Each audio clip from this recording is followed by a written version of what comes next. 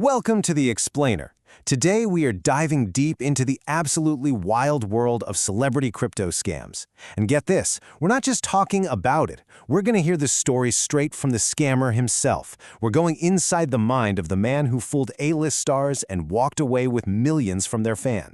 So this is the guy, Sahil Arora. And that's not some accusation. That's his own confessed business model. He was openly sharing his playbook, a strategy that was simple, brutal, and, for a lot of people, incredibly effective.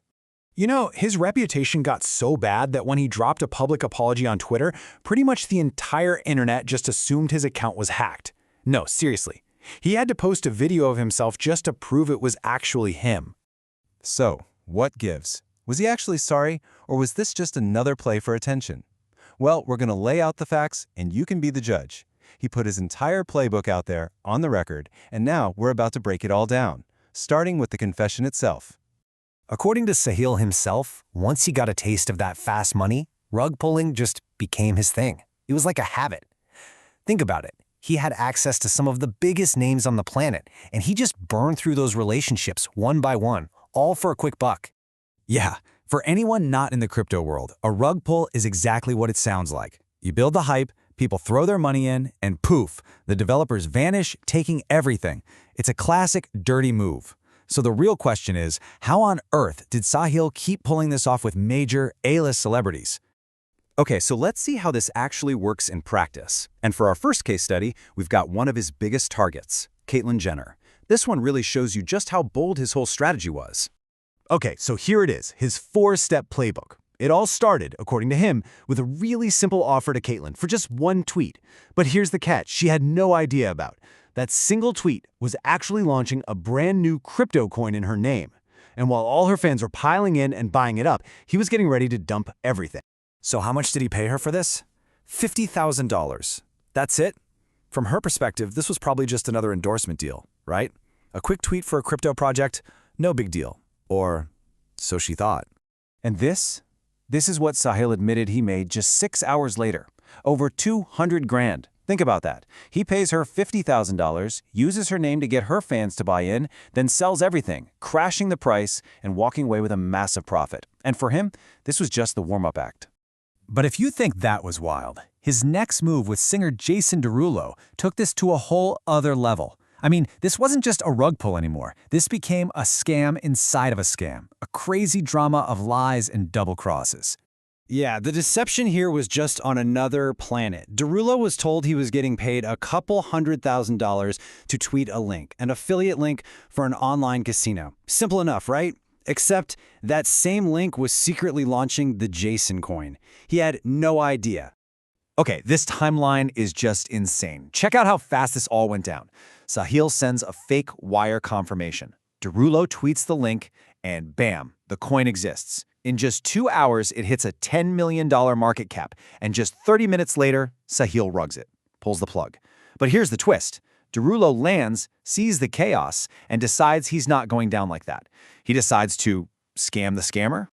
But even after Derulo jumped in and managed to pump the coin all the way up to a $30 million market cap, Sahil had one last trick up his sleeve. He starts selling tokens from a secret wallet nobody knew about. Oh, and that original wire transfer? He just canceled it, since he never actually sent the money. In the end, Sahil claims he still walked away with over $1 million. His attitude? You don't finish the finisher. So this is where it gets really murky, right? The big question here is, are celebrities like Jason Derulo actually victims of a super slick con artist? Or do they have to share some of the blame for promoting stuff they clearly didn't look into? Okay, so from Derulo's camp, the story is that he was completely played. He says he was the main victim here, and that he even lost his own money trying to fix the mess Sahil created for his fans. His defense is basically, how could anyone have seen this coming? But not everyone sees it that way. Fellow artist Iggy Azalea, who Sahil also went after, had a much sharper take. She's basically asking, are you kidding me? How can you take money for this stuff without doing the absolute bare minimum of research? She's questioning how you can be that careless with your own reputation and your fans' money. And look, there were some pretty massive red flags here. Derulo himself admitted that Sahil showed him his previous work, which, hello, included the Caitlyn Jenner scam that was all over Twitter. Plus, he was offered over $200,000 for a single tweet. You'd think for that kind of money, you might ask a few more questions about what you're selling. So all of this whole crazy story, with a guy just openly confessing to everything, it brings up a much bigger and frankly more disturbing question. Why does Sahil feel so safe? Why is he so comfortable confessing to all of this on camera? What does he know that we don't? Well, here's his answer. He said it plain and simple. He believes there's no way he's getting jailed. That's a pretty chilling thing to hear, right? It shows this deep-seated belief that for certain people and for certain kinds of crimes, the rules just don't apply anymore. And you know, this isn't just one guy's crazy idea.